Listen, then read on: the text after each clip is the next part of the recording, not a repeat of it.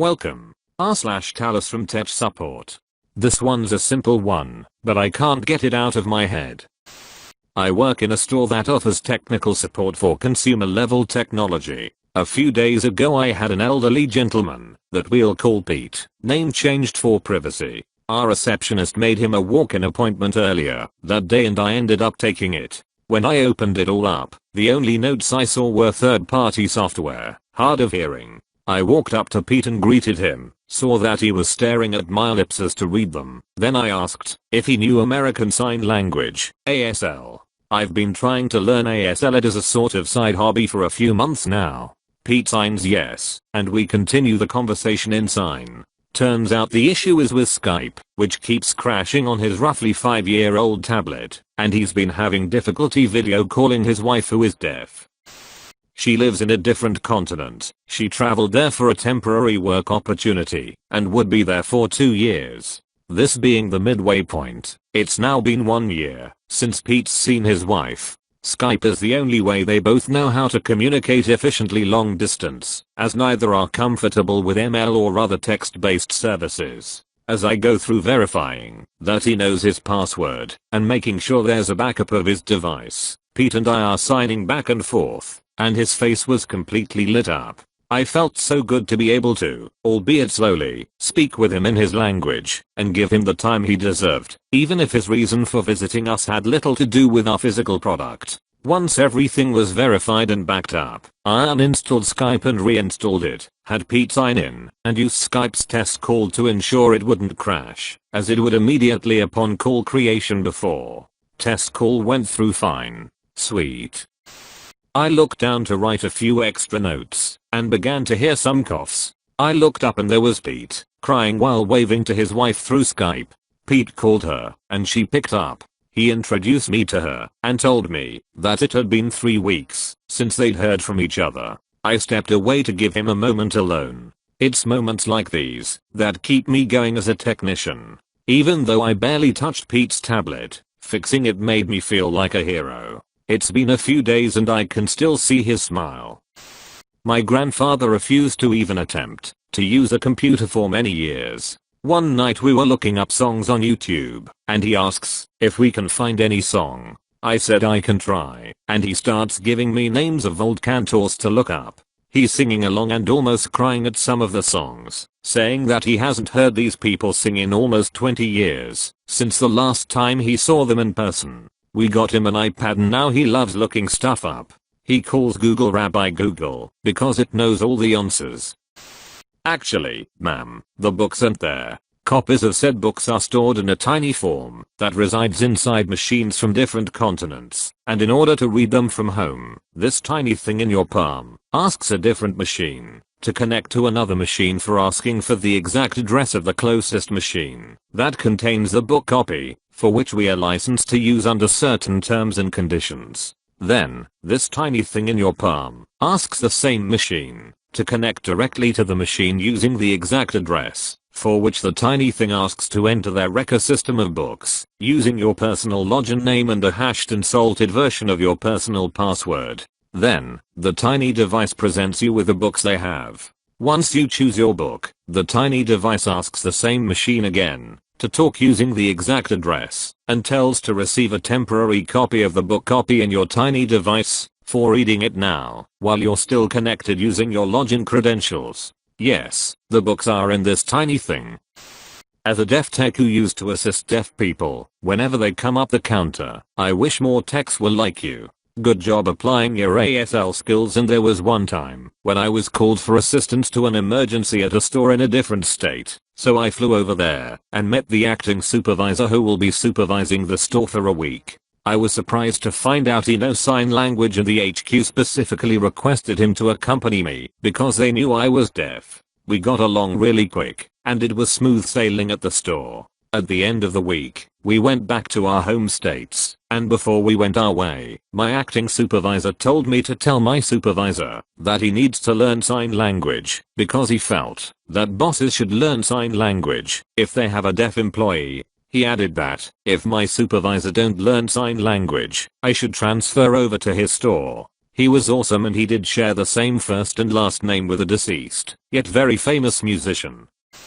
Semi-related, I worked at a similar retail establishment and was helping an older man with his newish laptop. He had bad shakes and always used a plug-in mouse because the touchpad was too difficult. He made an offhand comment about how annoying it was that all these modern machines made text so small he could barely read. 10 seconds later I enlarged the text on his system. He was ecstatic. A minute later I was watching him try to click on something, but he kept missing it because of his shakes. I went ahead and dropped the sensitivity on his mouse a few notches. He literally cried. I know it sucks, but help your parents/grandparents. You have no idea what it means to them. I did online computer repair work for Geek Squad for a couple of years while I was back in school. One of the best days I've ever had happened among all the routine virus/malware removals. I get this call, and it's clearly an older woman, and she starts asking me questions about getting her laptop set up. I'll learn over the course of a few minutes that she's over 90, and her sister, also over 90, is with her. She's in New York, and her sister lives in Seattle, but is visiting for a few days. They'd heard about Skype and video chatting, and decided to go out and each buy a laptop. So I walked each of them through connecting their laptops to me, which went smoothly. Some people think old people suck at technology, but they were my best clients because they generally would actually listen and do what I asked one step at a time, instead of younger people who would often skip ahead to the wrong thing or otherwise do things that made us start over. Over the next hour or so, I installed Skype on both laptops, stretched the rules, and created Skype accounts for them, and added them to each other's Skype. We then did the test call. Their faces were so happy when they popped up on each other's screens. I had to tell them little things like tilting the laptop screen to adjust the camera, but they were so overjoyed. They asked over and over if it would work when Sister 2 went home, and I kept telling them that, as long as the internet connection was good, it would work, and the individual calls were completely free. I didn't make my metrics that day, but it stands out as one of my best days on that job. I helped made a real, substantive change to a couple of people's lives, and they were so happy about it.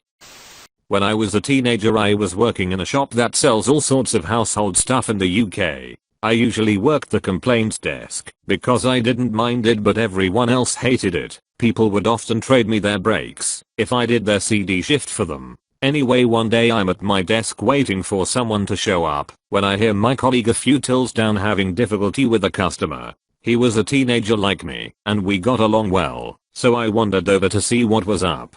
His customer was a lady in her early 20s who seemed like she was deaf from the way she talked, and I could see that she was staring at his lips while he talked, but my friend always spoke very quickly, so she couldn't tell what he was saying. I offered to take over and talked to her slowly and deliberately overpronounced my words so she could see all the shapes I was saying. Turns out she was looking for camping equipment, so I helped her find what she was looking for, put the order through, and helped her over at the collections desk. Not my job usually. After everything was done she asked to speak to my manager, and I thought, oh no, I've overdone it and offended her.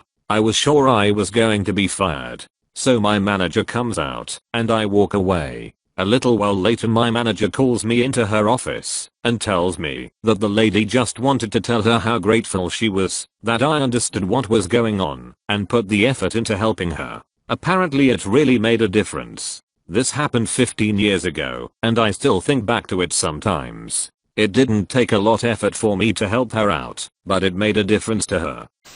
I grew up learning some ASL from my mother. I only ever really used it in church songs and things, because apparently adding a little ASL to a hymn is beautiful. Anyway, always enjoyed it, even to a trip to some camp for deaf people somewhere in Tennessee. I've only ever used sign language twice with deaf people. The first time was when I was working loss prevention at Best Buy, now called asset protection, the ones with the yellow shirts. Part of the job was greeting people. I greeted this one lady who came in all the time, but this time she rather angrily informed me she was dear, so I signed, hello, good morning. She didn't seem to like that for whatever reason, and continued to scowl at me. The second time was when I worked for a company that tried to sell cabinetry facing and garage storage options. We had weekly meetings that were sometimes a conference call and sometimes at the office. One of the reps was deaf, so the first time we were all together doing introductions I signed, "My name is Tkomani," as well as said it.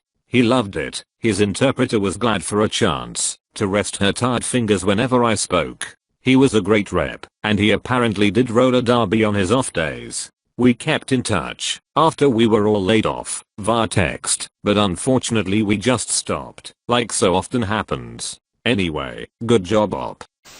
This is why I recommend that everyone at least learn how to spell an ASL. It's quick to learn, fun to practice, and you never know when you'll need it. When I was young, I was at the grocery store with my mom, and we found a toddler crying in an aisle. Mom tried to talk to her, but she was inconsolable, and there was no parent in sight. So she took her hand and walked to the nearest store assistant, who was wearing a tag saying he was deaf. Mom quickly spelled LOST and gestured to the little girl. He lit up with understanding, and we followed him to the customer service counter. It's also fun for spelling things to your sister when your boyfriend is being obnoxious.